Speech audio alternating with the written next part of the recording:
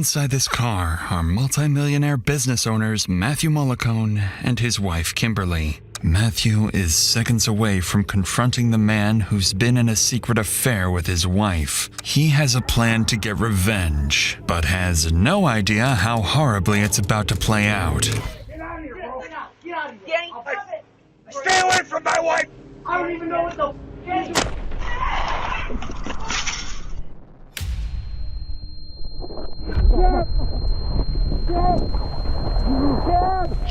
we're taking 150 back to the road. You need to get back over here. It's my wife! Get to work, please! Hands up! Walk out to him!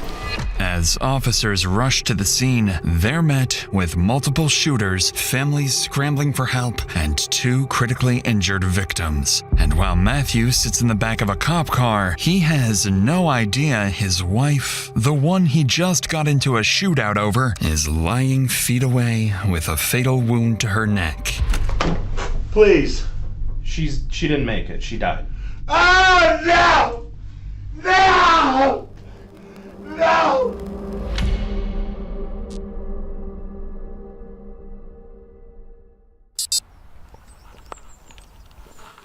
Sheriff's Department. Police are stepping inside the nearly 8,000 square foot mansion of Matthew and Kimberly Mollicone, arriving in the middle of a rapidly developing homicide investigation. The married couple are well-educated, successful business owners. Together, they run State Barricades Incorporated, a traffic equipment company generating an estimated $3 to $6 million annually. They live here with their 3 teenage children, and from the outside, the Mollicones appear to have built a stable, comfortable, and luxurious life. Or so it seems. Because behind these walls, someone has been living with a dark secret, one that's been buried for years, and it will soon change this family's life forever. These officers are here to execute a search warrant following the sudden passing of Kimberly the previous night. They need to document the scene, collect evidence, and piece together what led up to the incident. Sheriff's Department. Sheriff's Department. We have overlooking upstairs. Polk County Sheriff's Department. I'm gonna clear this wing. Sheriff's Department. There's another room upstairs.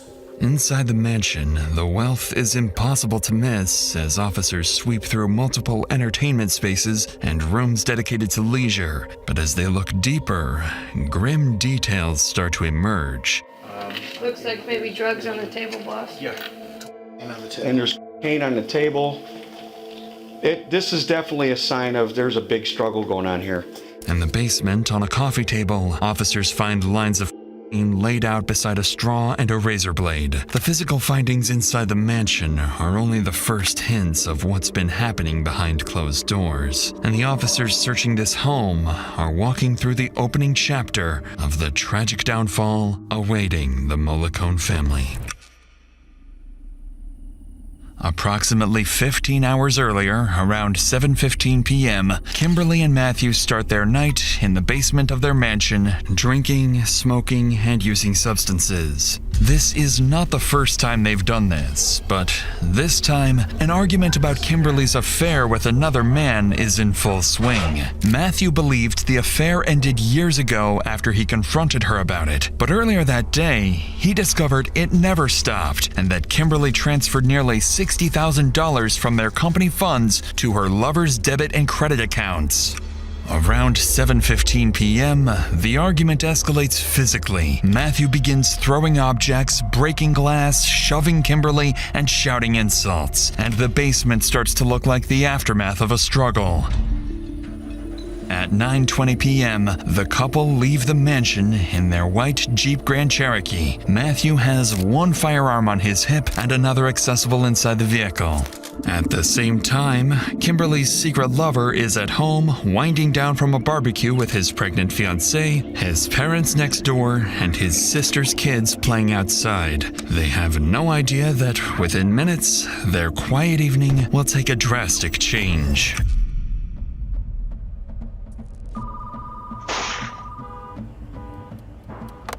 911, what is the address of the emergency? An ambulance. What is the address? House. They pulled out a...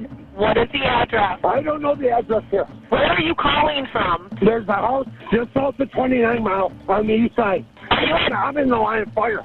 Okay, where is the person with the gun? I'm behind the car. Where is the person that is shooting? He's in the house. Sir, do you have a weapon on you? Yes, I do. You do?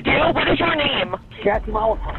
Approximately 5 minutes after this alarming call, a team of 31 officers from the Macomb County Sheriff's Office is mobilized and dispatched to the location. All they know is that a man named Matthew Mollicone is trapped in the line of fire and that somewhere nearby an active shooter is targeting innocent victims. When officers arrive, they quickly notice Matthew taking cover behind a smoking car. Get down! Get down! Get down! Hands behind your back!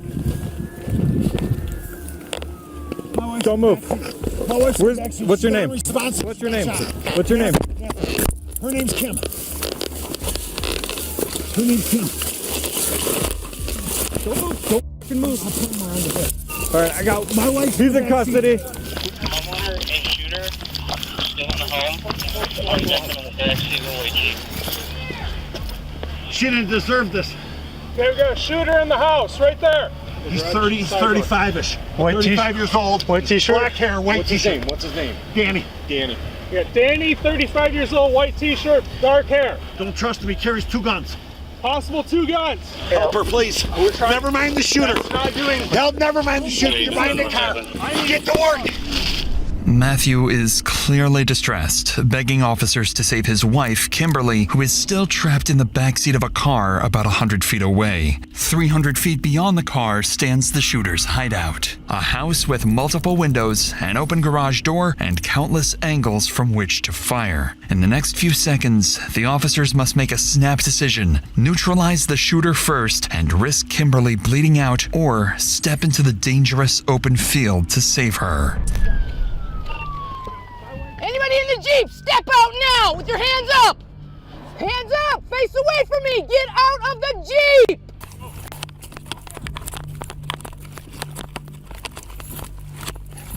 I got you. Take care of her. Shit.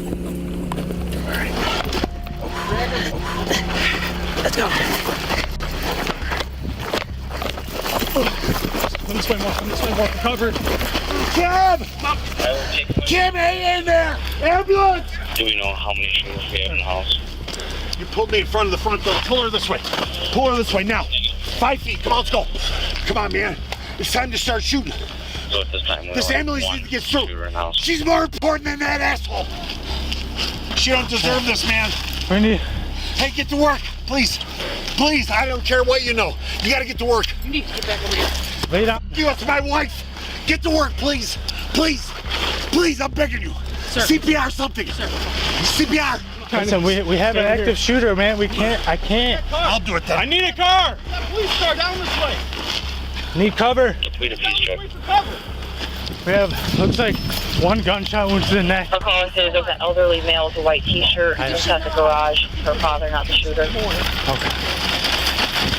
After managing to pull Kimberly from the car, paramedics begin working urgently to save her. She's been shot in the neck and is unconscious, so every passing second matters. At the same time, SWAT prepares to move in and neutralize what they believe is an active shooter barricaded inside the house. At this point, officers are operating almost entirely off of Matthew's account, thinking there's an armed gunman inside. In reality, there's no active shooter at all, only a wounded homeowner and several family members inside the residence. Without that context, every tactical decision carries enormous risk and could put innocent lives in danger. And within seconds, that possibility is tested when the 2 elderly parents suddenly emerge from the house.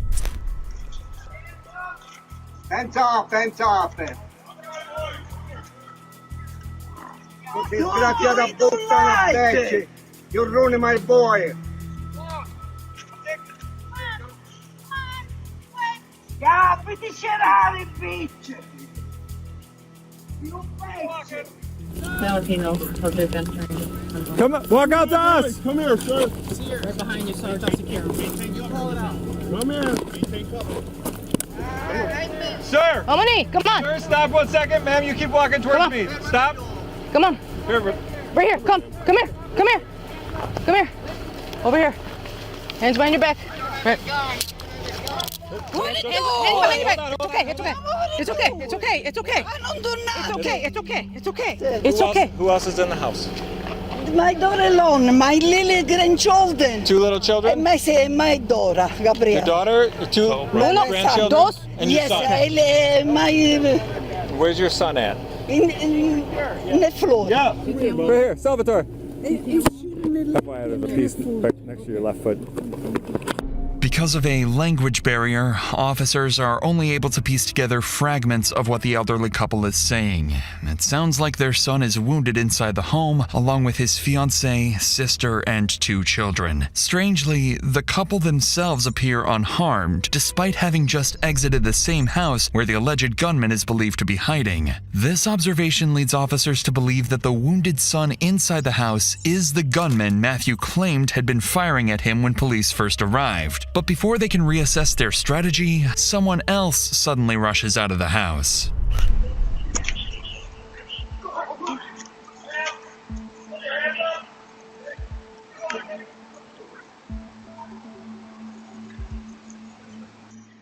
Come straight out. Towards me. Ma'am, go to your right side of the car. Your right. Keep your hands where you can see them.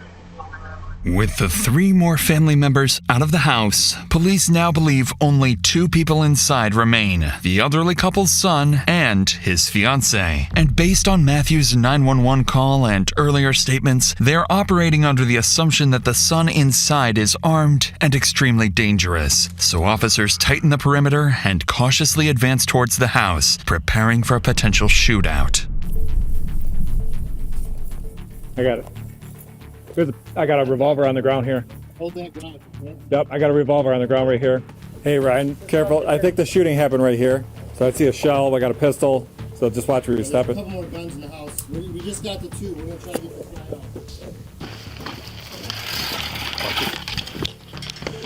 out. Sheriff's lot! Sheriff's lot! Show me your hands! On the ground, on the ground. Hey, got it wrong, on the ground. There's a red hand down, okay? Face down. By the way. There's a 22 in that closet. We'll just leave it there, guys. Okay. It's gonna hurt. Hey, listen, dude. It's gonna hurt, but it's for your best good, all right?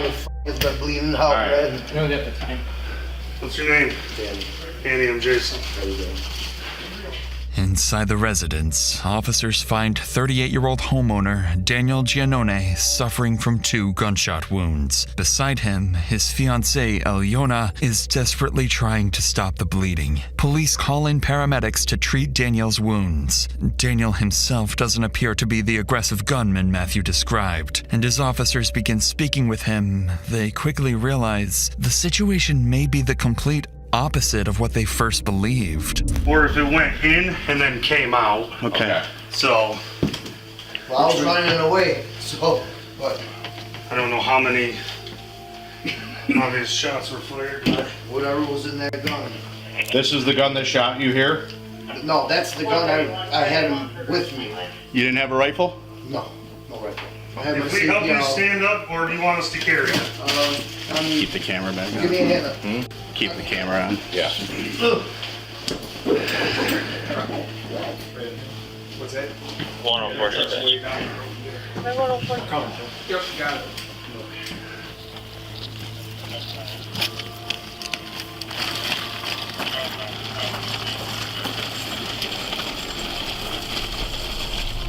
By some miracle, officers finally managed to stabilize the scene without further casualties. Following this, Daniel is placed on a stretcher and carried out of the house to be transported to the hospital. Thanks to his fiancée's quick efforts to control the bleeding, he has a chance to survive. However, the outcome is different for Kimberly, as on the other side of the property, paramedics reach a grim conclusion.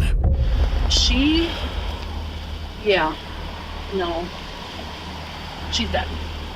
We got an active shooter scene going on. We can't leave her but we can't like just take her because she's. Tragically, Kimberly does not survive her injuries, leaving behind her 3 children and her husband Matthew, still unaware that she's dead. With that, the case immediately turns into a homicide investigation, and police must determine exactly what happened, as it's clear something isn't adding up. Just a few hundred feet away, Matthew is placed in a patrol car and transported to the station. Daniel's fiancée, sister, and parents are also taken to the station for questioning. Back inside the house, officers finally have a moment to breathe and begin piecing together what happened. But not for long, because they're about to discover there's an entire basement they missed during the initial search. It's completely unchecked, with something interesting waiting downstairs. We got enough of these. I'll take them. I don't know if we can clear it. We cleared it pretty quick, so just take a good look around. I know there's a Ruger 1022 in one of the closets.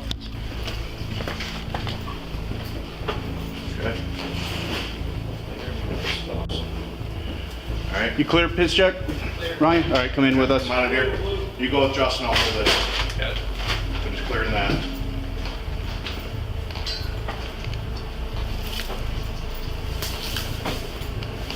We got a door closed.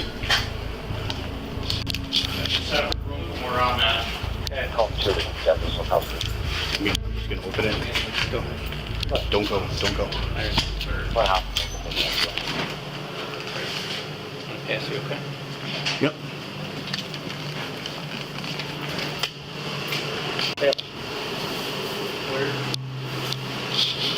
Room clear. Clear.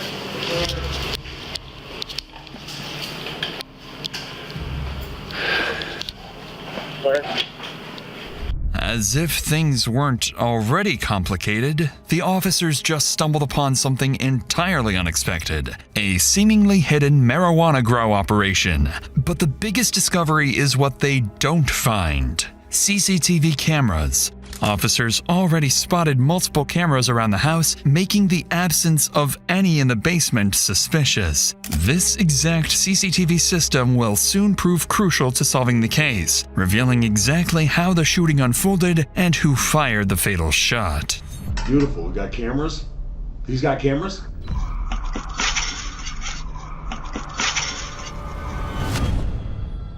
By the time the house is fully cleared, police begin locking down the scene and send Kimberly's body for autopsy. Following this, some of the most experienced investigators in the state are brought in to take over the case, led by Detective Frazier of the Macomb County Sheriff's Office. Frazier quickly begins identifying the people he and his team will need to focus on: Matthew, a supposed victim of the shooting; Daniel, the wounded homeowner; and Daniel's inner circle, mainly his sister, Gabriella, and his fiancée, Alyona.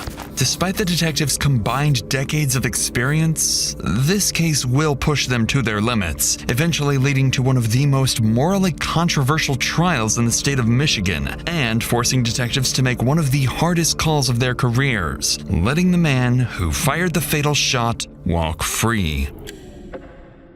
It's now 3 hours after the shooting, and based on preliminary statements from responding officers, investigators believe they may be dealing with a volatile dispute between two families, with multiple shooters in the picture. So they need to determine what sparked the conflict and who fired the fatal shot that ended Kimberly's life. However, there is one major problem ahead. In cases like this, there is no neutral ground. Every statement will be biased, and each person will blame the other side. Additionally, both primary suspects are temporarily off the table, as Daniel is being treated at the hospital and Matthew is too emotionally volatile to be interviewed. Still, investigators have to start somewhere, so they decide to begin by interviewing Daniel's family, starting with his fiancée, Alyona. Her account will be compared against other witness statements, looking for inconsistencies that might expose the truth. But for Alyona, this interview serves a different purpose, as she will slowly begin to realize that the man she plans to marry has been living a secret double life for years. Anytime you want to be done, just let me know. You're not under arrest or anything like that. We're just trying to piece together what happened. As I'm sure you are as well. Yeah, I would like to know kind of like Okay. We like heard like little shots, and I didn't like for a second. I was like, oh, is like Danny like scaring the chickens with like a fake gun or something like that, because like we have 6 chickens and they always come to the front, and we're trying to train them to stay in the back. Okay.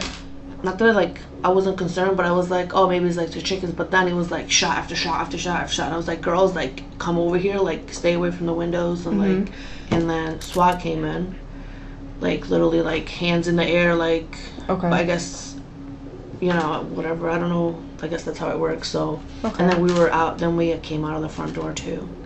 Based on Alyona's words, it appears she has no clear understanding of what sparked the shooting. In reality, she knows more than she thinks. She just needs the right questions to connect the dots. There's no way. There's who's no this way. guy at your house? He said stay away from my wife, so that's gotta be either somebody he's like Ellie. Either been with or is with right now. Ellie? I don't know. Who's he been with? I know he was with the lady, but what's her name? Kim. Okay. But as far as I know, they were like done. Okay, so why is he showing up at your house now? That's a good question now. I don't understand why she would come with him, like why she would bring him there. That's kind of weird too, though. If I was having an affair, I wouldn't exactly take my husband to the person that I'm having an affair with. Sounds like maybe things didn't end there. If this guy's showing up saying that. Great timing. Things are finally starting to make sense in the room, and it's becoming clear to detectives that Alyona's fiancé, Daniel, had a past affair with Matthew's wife, Kimberly. Yet Alyona seems clueless that the affair was still ongoing. She's convinced it ended long ago and that they were happy together again. Whether that's the actual truth remains to be seen. By now, investigators understand they're dealing with people who have secrets, and that no one involved can be taken at face value, especially the 2 men at the center of it all, Daniel and Matthew. So with Alyona's statement recorded, investigators wrap up the interview and prepare to speak with Daniel's sister, Gabriella, the mother who fled the house with her terrified children when SWAT arrived. Unlike Alyona, Gabriella will prove far more aware of her brother's secret affair with Kimberly. There's a lot going on tonight, and we're just trying to get to the bottom of it. This is horrifying. Horrifying that this would happen in our home. My mom was inside. I could see them over at his house. My brother was barbecuing. They were hanging out. Girls were excited. DTE comes. We start having a conversation, telling me what's going on. Well, then I started hearing crazy rounds of gunshots. Like, not normal. So I look over, and I just start hearing yelling. I see this white Grand Cherokee in the driveway, a lady out of the car screaming. At that point, I had no idea who it was, what was going on. This maniac comes at me, ready to shoot me and my husband.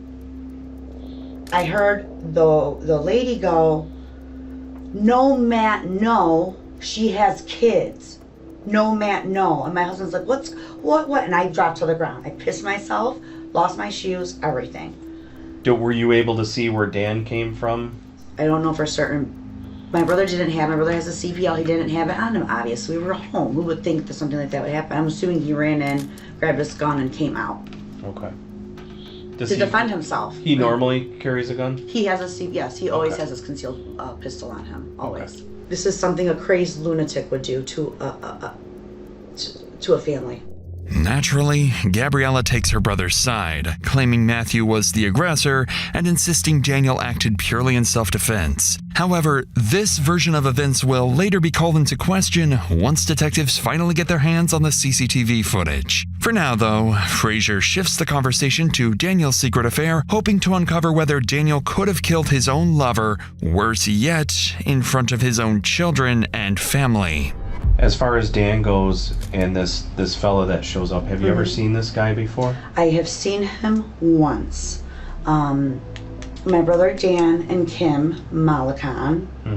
The reason why I found out who Matt was is because I saw her and she's like, "Matt, no," and I knew that was her husband. So I knew that she had relations with my brother years ago. I know that she's had a tumultuous relationship over the years with her husband.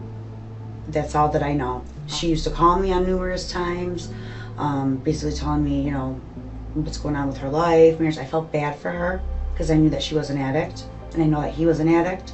When's the last time that you've talked to her? Maybe a few months. So it's been a little bit of But some she would time. call me from different numbers all the time. It would never be her number because I wouldn't pick up for her Did number she ever anymore. text you? Yeah, from different numbers again. Because I would not pick up for her anymore. I had her blocked. I didn't want to expose myself to that anymore. I didn't think it was appropriate. My brother knew that. Like what happened today I know is wrong and it's inappropriate. Yeah. Highly inappropriate. Yeah, I understand. And mortifying. And my children would be exposed to this. I'm very disturbed. Yeah. Okay. And that's and rightfully so. And my parents and my 80-year-old dad and my 76-year-old mom. I feel like I'm in a movie right now. Gabriella leaves little room for doubt. The affair between her brother and Kimberly is, in her view, the catalyst for the entire confrontation. With that in mind, detectives conclude Gabriella's interview and begin weighing their next move. Lead Detective Frazier has more than 2 decades of homicide experience, and by now he has a working theory of how the shooting began and what connects the 2 primary suspects. But one crucial detail remains unresolved. Who fired the fatal shot that ended Kimberly's life? Approximately 6 hours after the shooting, investigators receive a critical update. Daniel has stabilized and is asking to tell his side of the story. An hour later, officers wheel Daniel into the interrogation room. He appears visibly shaken and still in pain. There's a gunshot wound above his right knee and another injury on his right foot. Just hours ago, he was bleeding inside his own home, with his family only feet away from the deadly crossfire. The whole thing lasted seconds, but in those seconds, everything changed. And it's moments like these that you can realize just how fast your life can change. In January 2021, 62-year-old Lewis Brown was driving to work at his job as a deli meat cutter when another driver pulled out into an intersection and collided with him. The crash left him with severe injuries that changed his life forever. And the worst part, he was only offered $50,000 to settle the case. Instead of accepting that, he turned to this video's sponsor, Morgan & Morgan. With their experienced legal team, the case ultimately resulted in a $5.8 million jury verdict for Mr. Brown. There's a reason his case didn't end at $50,000, and that's the reason why Morgan & Morgan is America's largest injury law firm. For over 35 years, they've been fighting for the people and have recovered over $30 billion for their clients. With more than 1,000 lawyers and over 100 offices nationwide, they have the resources to handle serious injury cases across all 50 states. If you're ever injured because of someone else's negligence, you deserve fair compensation. Morgan & Morgan fights to get their clients the best possible outcome. And, crucially, you don't pay a fee unless they win. There are no upfront costs, you pay nothing out of pocket unless they recover money for you. If you ever find yourself in that situation, you can check out Morgan & Morgan by visiting www.forthepeople.com/Dr. Insanity. First link in the description, or by scanning the QR code on screen. Again, that's forthepeople.com/Dr. Insanity. With that said, let's get back to the investigation, where Daniel has just been brought in from the hospital to provide his account of what happened the previous night. Detective Frazier knows that Daniel is a man with secrets. Everything he says could be a carefully crafted story, and for all they know, they might be sitting across from Kimberly's killer. Hey, how you doing? I've seen better days. Oh, I'm sure you have. Obviously, there's a lot of things that took place tonight, so I'm going to start by just kind of letting you, why don't you just tell us what happened? I was just in a girl, I just got done barbecuing. Mm-hmm. And next thing you know, this white truck, I didn't know who it was at all, The white truck came out, and a man came out of the car. Came towards me. I didn't know who it was, I had my business truck outside. I figured, he wanted something, but he came to me pretty aggressive. And from that point on, it's just like a daze for me. And he, he showed me his gun, you know what I'm saying? And I had my weapon on me. And, I'm like, leave. And next thing you know, he's ready to fire shots at me. And that's all I remember, I swear. Everything was blank from that point on. Like I just was like, it just like I froze. I don't know. I froze like when you pointed that gun at me, like started shooting. I just froze. I don't remember anything. Like I just froze. According to Daniel, Matthew arrived out of nowhere and immediately started brandishing a gun on his property. But this is where the story begins to blur between self-defense and murder, because detectives are about to learn that Daniel's own actions may have set the deadly shooting in motion. Would you be able to just kind of draw me a layout of where your garage and how your driveway is and stuff? Okay. Oh, the barbecue was right here. Just because I just got done barbecuing. Work van was right here. Okay. So this car pulls up. Right in the freaking driveway, like he owned the house. Okay. So that car pulls up and you're outside. I'm outside. I'm in between the garage, like inside the garage. Okay. He comes up there. Stay away from my wife. I'm like, what are you talking about? And then all of a sudden, like it hits like a light bulb. She comes out of the car, and he's like, you know, he's brandishing his gun when he's walking up, like he's about to shoot me. Like, what do you mean by that? Like he had his gun, like he was pulling it up, like you look like he was ready to fire. He's like ready to fire, and he's ready to grab his gun, and boom, I shot one in the air. I'm like, get the f out of here. You shot one in the air? Yeah, because he was gonna pull his gun out, and he looked like he was about to leave. The bastard started firing shots, and I ran out, and I ran for my life at that point. I'm out of bullets. So then I'm running around the house. He got me. He's firing at me at the corner of the house. I had another firearm inside the garage. So you grabbed that second firearm? Yes. And what is it? What kind of gun is that? It was a Glock. Okay. So it was a 27 compact. Okay. This is the time that you need to get this out, okay? We don't want to go down the road and you be like, oh no, I said, everything was on surveillance camera. Okay. Everything is on surveillance camera. I'm going to tell you like what I remember, because after those shots were being fired at me, like I just don't remember anything after that point. So like I just like panicked. I panicked when he started shooting at me. Like I panicked. I just wanted him to leave. What Daniel has just revealed is exactly what investigators have been waiting for. During the house search, officers observed multiple cameras positioned around the property, pointing directly towards where the shooting occurred. Detective Frazier knows he needs access to that footage, but he must wait for the right moment to secure Daniel's cooperation. Up to this point, Daniel has presented himself as nothing more than a victim, claiming he fired only a warning shot. Yet, something about his story isn't adding up. Throughout the interrogation, he never once mentions the other person in the car, Kimberly. Detectives already know about the secret affair from speaking with Daniel's relatives, and they're not about to let him off the hook. So Frazier begins to apply pressure, forcing Daniel to drop the act and expose one of his secrets. Well, let's get into a little more detail leading up to the point where you froze. Well, I saw like the woman come out of the car, and I'd known this woman, you know what I mean? I didn't know she was married or anything, you know? So here's, I'm gonna tell you right now, Dan, some of the questions that we're asking you, right? We might already know the answers to some of them, right? I know and I'm not trying. This is your job. I'm not trying to play games with you, and I'm not trying to act like I know something you don't, right? I'm trying to go home and get this done as possible. So here's the deal, Dan. You know, obviously Kim was somebody that you knew, right? Yes. And you knew her on a personal level? Yes. Can you explain that to me? I've known this girl for quite some time, and ever since I met my wife, I just parted ways. Okay. You know. I'm trying to put this together. We did get the information. We know that you had relations with her. Let's go back. I've had, right? Yeah. But what I'm trying to figure out is why tonight? That's what I'm trying to figure out. Right, Danny, what happened recently? Why would this come to fruition tonight? I swear on everything, I have no idea, because that's what my wife is telling me, what is going on. I don't have any calls from, like, I don't call her, period.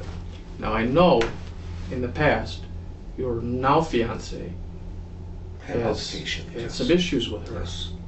Do you know if maybe these two started talking recently, or she alluded to that maybe. Do you know if Kim knows that you're having a baby? I don't know. It's just Tuesday night, 9 o'clock at night. Why now? That's the same thing I'm trying to get at, because I haven't been there in a long time. It's already been 2 years. That was done. As soon as I met this girl, I was done. I'm like changing my life around, man. It's evident that detectives are onto something here. Daniel insists he hasn't seen or texted Kimberly for 2 years, something that can easily be verified once they access his phone. Though Daniel's phone holds something far more important to the investigation: CCTV footage. But once detectives decide to ask Daniel for access, his answer will raise serious suspicion, to say the least. No, me and my wife, man, we're best friends. Like, we do everything together. If I show you my phone, I'll show you the things that we do. We are always... How can I access your phone? Well, why you guys need my phone, though? Well, this is what's going to happen. We have your phone. We also have your fiance's phone. We're going to get the information one way or another. The other part of it too is it just goes to the other part of this story, right? Because obviously there's a couple sides to this story. You got your side, you got his side, right? Obviously his take on things is different than yours, right? It's gonna be, right? You're presenting us with your version. Yeah. We have another version. Guess what? We've got cameras that caught it all. Right. We need to look at that. Yeah. If we don't get to see these cameras, I need to speak to somebody to tell me, to direct me to the right route, guys. You gotta understand, I want to help, but I have to have my lawyer. What kind of cameras do you have? I have Ring cameras. Ring cameras? Yes, and they're surrounded the you, whole house. You said it caught the whole thing, right? And it should have, yes. I know what you're doing, Danny. You want to watch this first and make sure that it all adds up. No, I'm telling you guys 100% truth, guys. Honest to God, I have nothing to hide. I want to help you guys, but now, like... Are you worried about it? Absolutely not. This man came to my house. I mean, this man came to my home. Are you into some other illegal activity that you're worried about on your phone? Absolutely not. No. Like, I know you have a grow. I have my license for it. I gotta speak to somebody. If I could speak to somebody, one of my family members, to see what the hell, like, real what quick, I should do. I do want to let you know something though in this situation. Kim, she's dead. So she was struck by a bullet and she's dead. So, I mean, apparently nobody told you that. I don't know what the hell happened if he hit her. Did anybody tell you that, Danny? Okay. So maybe this will shed a little bit of light of why we have to do our due diligence here, because somebody lost their life. He came to my house. I did nothing wrong. We're just trying to make I did nothing wrong. I did nothing wrong. They came to my house, man. I had my nieces, and this guy is shooting at me. Fucking 17 fucking shots. Needless to say, this is not what investigators were hoping for. Even after Detective Frazier brings up the marijuana grow operation in the basement as leverage to encourage cooperation, Daniel quickly clarifies that everything is legal and refuses to grant access to his phone without an attorney present, effectively forcing them to end the interview. With Daniel's refusal, detectives become more certain than ever that there's something on that phone he doesn't want them to see. Yet, the only other way to access it is through a search warrant, something far easier said than done. Now, it's Daniel's word against Matthew's, a development that complicates the investigation significantly. The CCTV footage could have been crucial during Matthew's interview. With multiple cameras around the house recording 24/7, the answer to who fired the fatal shot lies somewhere in that footage. Despite this setback, detectives settle on a strategy. They decide to hold Matthew overnight, time that may pressure him to break and reveal how the shooting really unfolded when the interview begins. In the meantime, officers obtain a search warrant for Matthew and Kimberly's home and head there, hoping to find anything that could help guide his interrogation. When officers arrive at the Mollicone residence, they're initially met with signs of wealth and comfort, but that impression fades quickly once they step into the basement. Is it just the rifle on that table?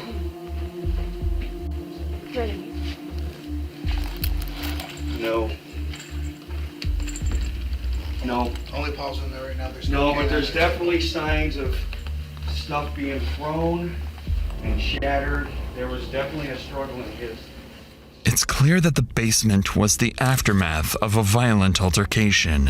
Officers also discover cocaine residue and a straw, suggesting that Matthew may have been heavily under the influence of drugs and alcohol during the shooting. As they continue the search, officers locate multiple gun safes in the basement and elsewhere in the house. Upstairs, in the primary bedroom closet, they find a small, clear plastic bag containing cocaine. Taken together, the findings paint a picture of a home stocked with firearms and narcotics, details that will be crucial during Matthew's interview.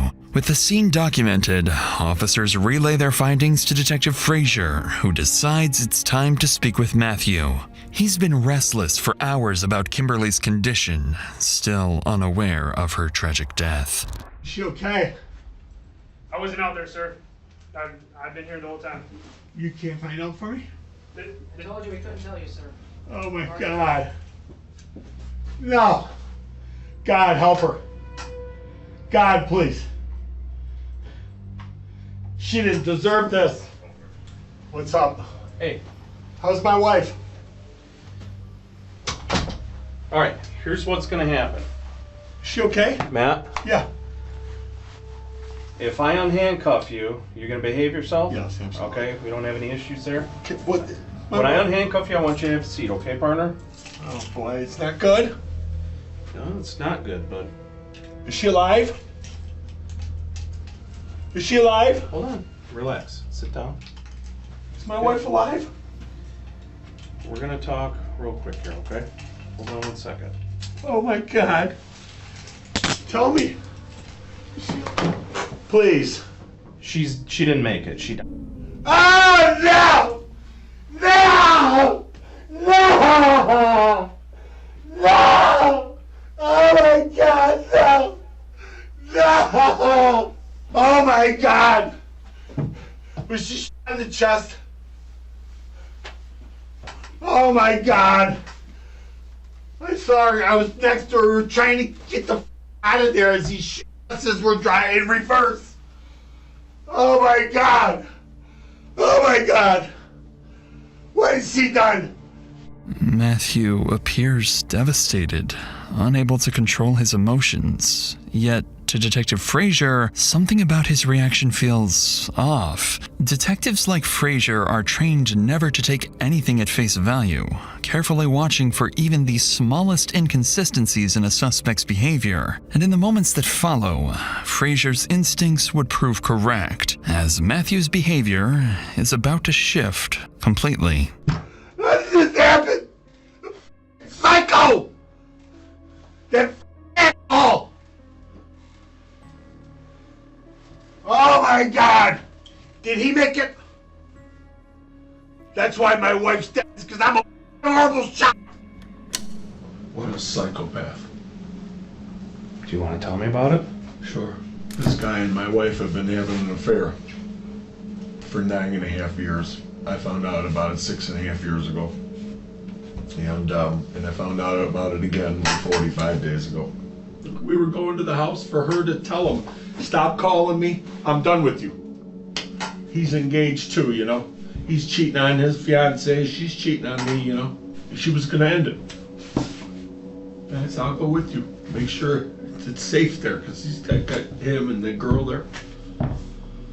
After his emotional breakdown, Matthew suddenly regains composure, prompting Detective Frazier to question whether the reaction was genuine or calculated. But once he's calm, Frazier asks Matthew to walk him through the shooting step by step. It's a strategic decision to lock him into a specific version of events, especially because Matthew has absolutely no idea the entire confrontation was captured on surveillance cameras. Her and I get out of the car. As soon as I get out of the car, he comes out of the garage like this, like a police officer, right at my face. And I put my hands up. And I say, whoa, bro. And she screams at him, Danny. And I said, stop with my wife. As soon as I said that, he shot at me. I ducked around to the back of this car here. And I pulled my firearm and I started shooting at him. He ran this way. I said, Kim, get in the car. We got in the car, we were backing out, and he shot my wife. And the car stopped working. I couldn't get it in gear. So I got behind the car and I called 911. That's it. That's how fast it. When he shot my wife, the car like stopped somehow. And I got out, he was shooting at the car. I got out of the car and I was shooting back again. And he ran around the side of the house. And then I didn't see him no more. And then I went to my wife and I hid behind the back of the car. Why would he do that? Like, she went there to talk to him. And this guy comes out like goddamn Rambo, firing his shit. I had my hands in the air with no weapon. My clip was concealed, officer detective. My gun was in its holster and concealed. I was like this. As expected, Matthew's story is the complete opposite of Daniel's. He insinuates that he acted in self-defense and claims that Kimberly's death was simply because he's a bad shot. Though one detail in his account immediately stands out, Matthew insists his weapon was concealed the entire time. Yet, when he reenacts the moment and raises his hands, the detective can clearly see that the gun would have been visible. But before Detective Frazier can press him on that inconsistency, he is called out of the room with a critical update. The CCTV footage has just come in. Daniel has finally agreed to grant access to the footage, either out of guilt or confidence that it will clear his name. So detectives immediately begin combing through the recordings, and it doesn't take long before cracks begin to form in both men's stories. At 9:30 p.m., Matthew's car arrives at the property, and at first, events appear to follow his version of the story. The first gunshot heard in the background is fired by Daniel as a warning, just as both men described in their interviews. But in the minutes that follow, things begin to unfold very differently from what either man claimed, and it will determine which of them spends the rest of his life behind bars. Danny! Get out! Danny! Matt! Get in the... Get out! Danny! Stay away from my wife! Stop it! Stop it! Stay away from my wife! Danny! No!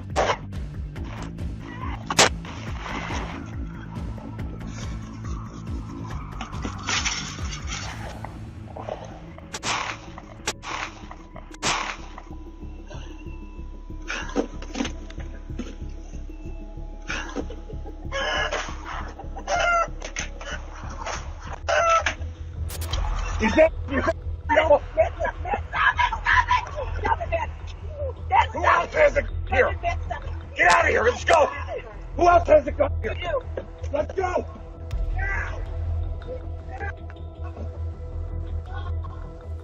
Get out of here! In the chaos, as both men exchange gunfire, a single bullet tragically strikes Kimberly. And although Matthew was clearly the aggressor, the fatal shot came from Daniel's weapon, complicating the investigation and making it harder to determine who is truly at fault. Armed with this new evidence, Detective Frazier returns to the interrogation room, ready to apply more pressure, knowing the CCTV footage has completely dismantled Matthew's version of events. And in the next few moments, Matthew would unknowingly dig himself into a grave. Were you guys drinking today? Yeah. Okay. How about drugs? Were you doing any drugs? What were you doing? A little cocaine, marijuana. Okay. So you're doing cocaine, marijuana, doing some drinking, and you decide to go up there with her. You're f***ing pissed. No. You weren't mad. Some guy's boinking your wife. Detective, listen. And you're not mad about it? I've known about this for 6.5 years. Right. I was mad. And now, you were told it was cut off, right? No. And then today you're told it's not cut off. 45 days ago I was told it's not cut off. And you're saying your wife was driving, and your wife was in that driver's seat every time you guys went to leave, went to do whatever. You're saying now that your wife was in the driver's seat. Yes, she drove there, and she got in the driver's seat and put it in reverse. To back up. Correct. But the car wouldn't. What happened with the car? I don't know if we hit something. It was smoking. Maybe he shot it. I don't know. It wouldn't move. What do you mean you were? What is that? I had it in reverse, and it felt like it was stuck, either in some mud. Mm-hmm. It wasn't going, and then it started smoking from the hood. And when I saw that, I got out of the car. So you were? It was like. Was it like you had it in gear, but you were stomping on the gas? When Kim was, she fell over to the side. He's at us at this point. I hop from the passenger into the driver, turn it, and it won't go. And I'm like this, you know, and it won't go. So then finally I put it in park and I get out and I go behind the vehicle, and that's where I called you. In a not-so-unexpected turn, Matthew admits to taking beforehand, something detectives already knew after searching his house. It's at this moment that Detective Frazier would finally confront Matthew with the one piece of evidence he can't talk his way out of. I don't know anybody that's gonna buy this. I wasn't mad. I went there like all cool, all great. Just thought it was gonna be a, you know, I'm sorry, but I don't believe that for a second, Matt. And I don't think anybody else does either, because it just doesn't make any sense. Well, that's going to be easy to prove your theory wrong. Go check for blood in the garage or a bullet hole in the garage.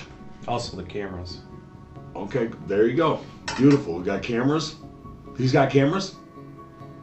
Does he? I can't tell you all that.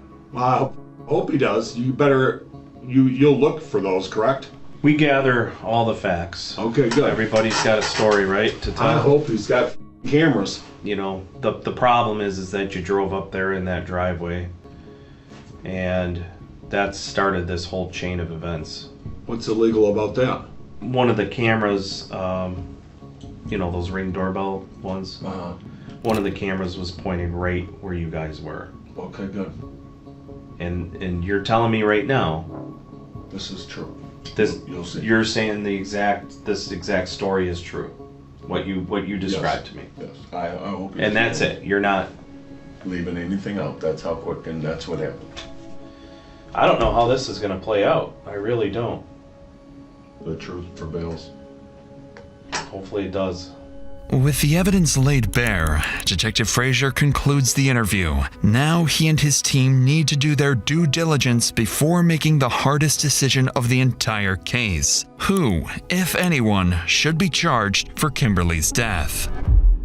In the days that follow, recorded jail calls capture Matthew sounding confident he can beat the case, insisting the truth will clear his name. Hi. Hi. Hi. Love you guys. Love you. Oh, I miss you. Miss you too. I'm gonna get all this situated. I'm gonna get home to you soon, okay? Alright. Thank good. Okay, good.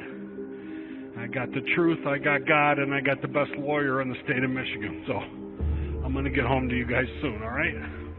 Alright, Dad. Sounds good.